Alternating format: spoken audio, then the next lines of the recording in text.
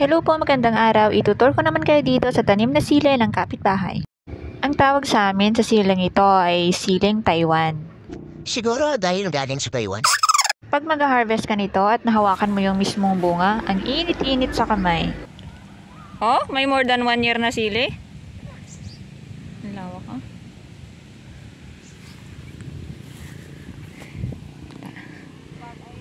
Magtutur tayo dito sa tanim ng kapitbahay. Yung katabi niya, kamote.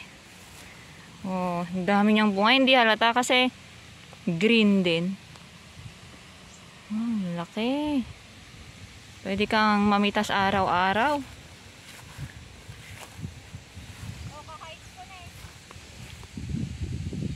Ang dami dun pa. Iba naman yung siling panigang. Mas mahaba yun. Tsaka mas lighter green ito. Siling Taiwan. Sa mga maanghang. Ang anghang nito. Hindi tayo pwedeng mamitas. Nakakahiya. Saan na wala madaanan?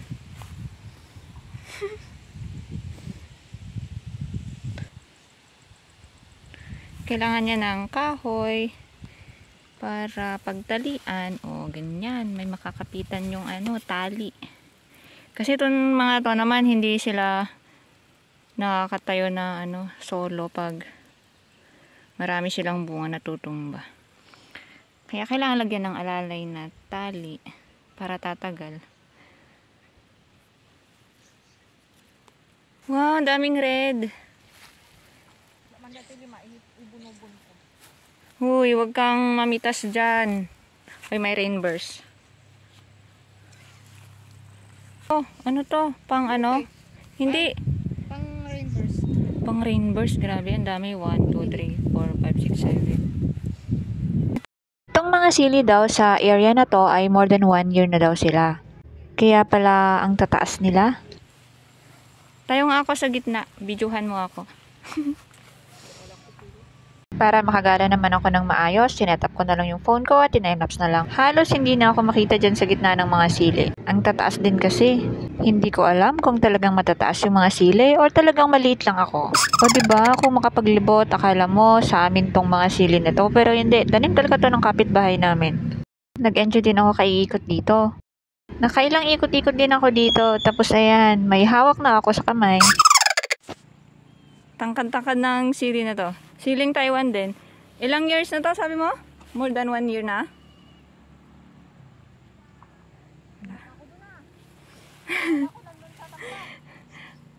Wala na, nanguha na kami ng mga tumubo. Ito daw kasi more than 1 year. So, hindi maiwasan yung mga mahuhulog na bunga. Tapos mga hinog. Tumubo. Ayun. Kumuha kami, tatanim. O, diba? Nagpaalam na kami sa puno niya.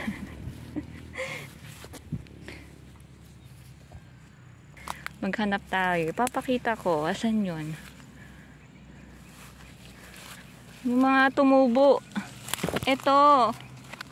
Ito kasi may cover. So, hindi dyan pwedeng tutubo. Ayun. Dito sila sa may kanal.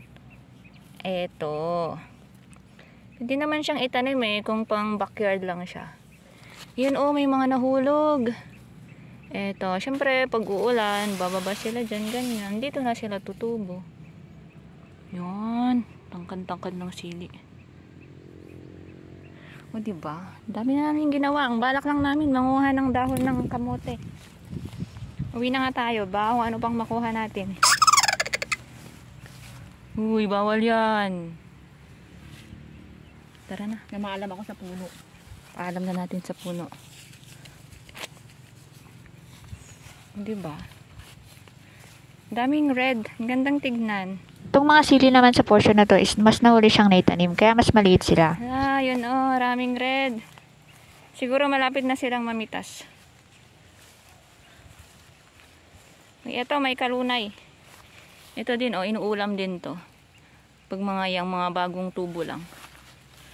Maraming ulam sa paligid. Marunong at masipag ka lang maghanap. Yun. Ito, nauulam pag pa lang sila. Pag young, ganito. Ayaw niyang mag-focus. Maraming ganyan. Solve na ang ulam. Meron pa ako nakita dito na pwedeng ulamin. Ito yung damo. Nakalimutan ko na yung tawag nito. Ito, pag maraming ganito. Ito, nauulam tong mga to. Ay, no. Ito. Yan. Nauulam, masarap yan. Ito naman, ito yun. Yung isang may tinik-tinik siya. Kalunay, pag maraming ganito, sarap yan. May mga tinik-tinik, kailangan mong alisin bago iluto. Ito naman, kain para sa baboy. Uwian na. Thank you for watching.